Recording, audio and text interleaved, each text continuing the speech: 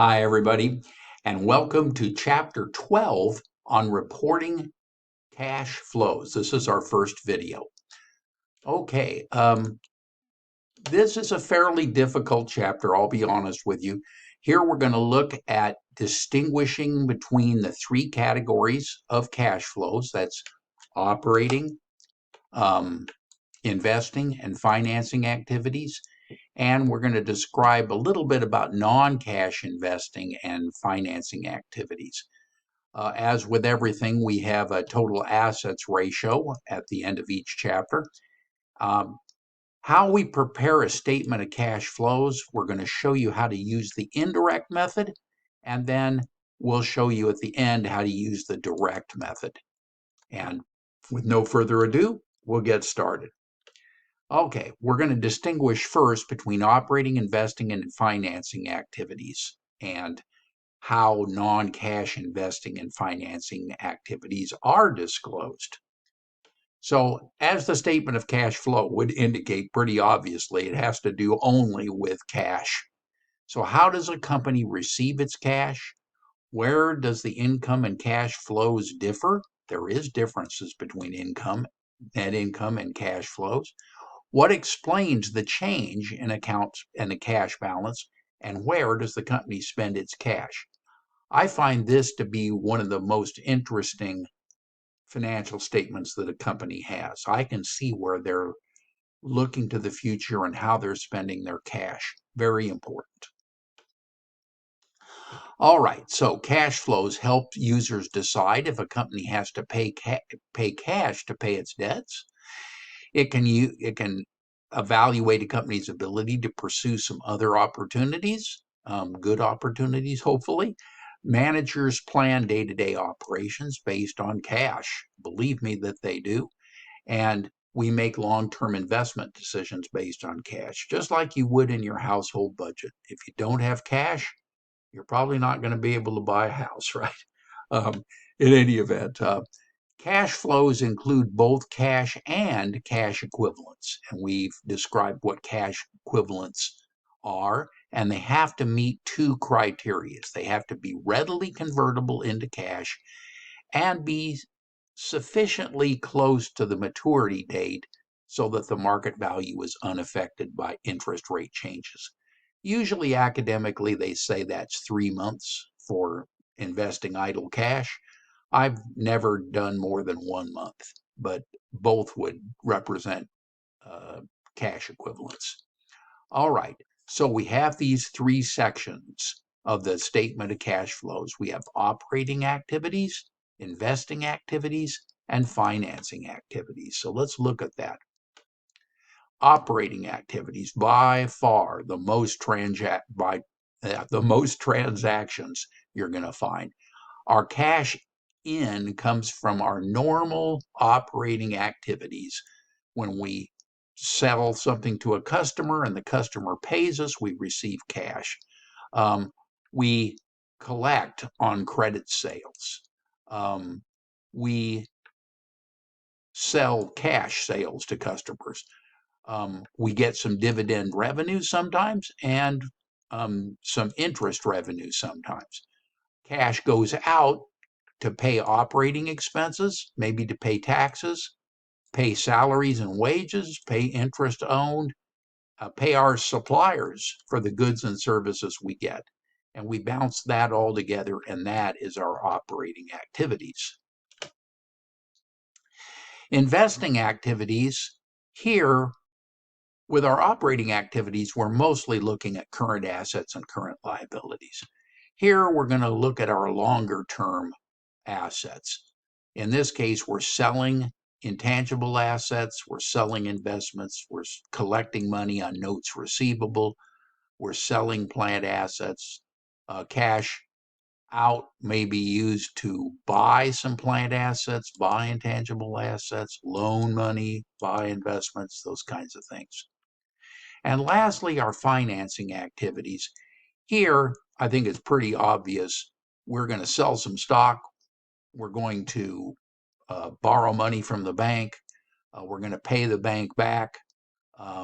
But also, we include treasury stock in that category. Sometimes if we're not a corporation and we have owners, we call that withdrawals from a small corporation, from a small company that's not a corporation. In a corporation, we call those dividends. Okay, let's take a look. There's a link between classifying cash flows and the balance sheet. So these activities are loosely linked to the balance sheet, underscore loosely. Operating activities are affected by the changes in current assets and current liabilities. Investing is changes in our long-term assets, and financing activities are affected by the changes in our long-term liabilities and equity. Great slide here from the standpoint of understanding what we're doing here with those classifications. I'll give you a second to look at that.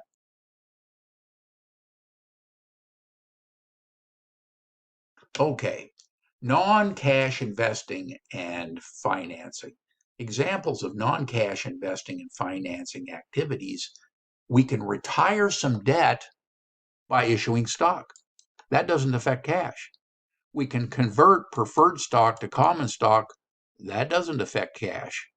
We can lease assets in a long-term lease transaction, most of which does not affect cash, etc. We purchase long-term assets by issuing a note or a bond, or exchange some non-cash assets for other non-cash assets, or purchase non-cash assets by maybe issuing stock or increasing our debt. All of that does not involve cash. So what do we do with those little beauties? Normally, we're going to disclose that with a note. So now, here's the tricky part of this chapter, preparing this statement of cash flows. And here is our standard structure for the statement of cash flows. We have cash flows from operating activities, investing activities, financing activities. We start with our beginning cash and we add the total net increase or decrease in cash to that beginning balance, and that will give us our ending period end cash balance. We can also trace this little ending period ending cash balance back to the balance sheet cash. They should be the same. All right, so we're going to compute the net increase or decrease in cash. We'll compute the net cash from our operating activities, then investing activities and financing activities, and we'll compute the net cash from all sources, and then prove it or reconcile it by adding it to the beginning cash to get the ending cash. Let's see how we do that. All right.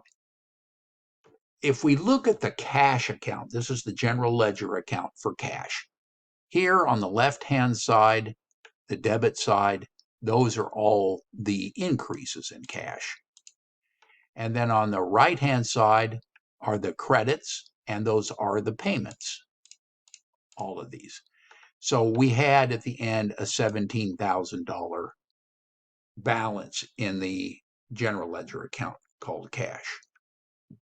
Now, the second approach to preparing that statement of cash flows is analyzing the non-cash accounts. And here, cash is equal to the liabilities plus the equity minus non-cash assets.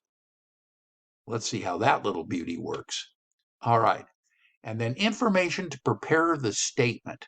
We need comparative balance sheets. We need a current income statement, and sometimes some additional information. You'll see here why we need that in a second or two.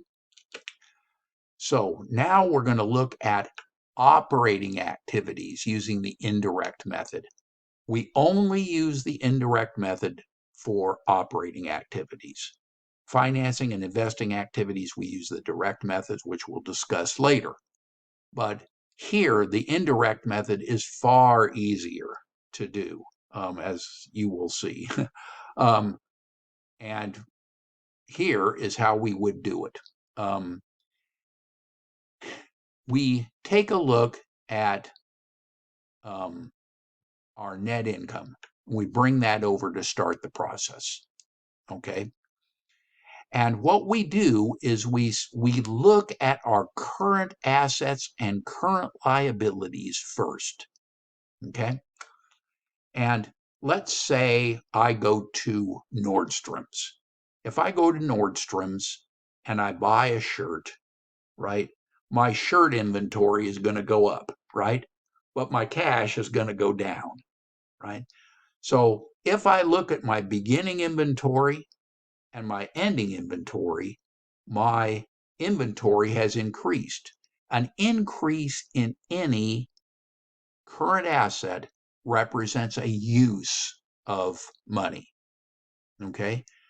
Conversely, if it goes the other way, it's a source of cash or an increase.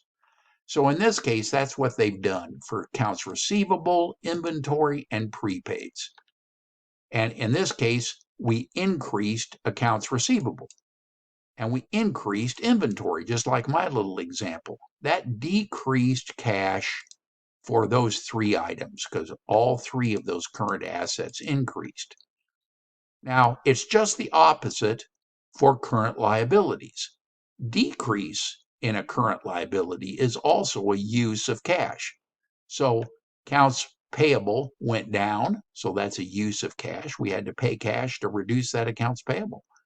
And here we decreased our interest payable, but we increased our income taxes payable. So that's a use, that's a source of cash. Now that's all the changes in current assets and liabilities. Next, depreciation expense. Depreciation expense is a non-cash expense.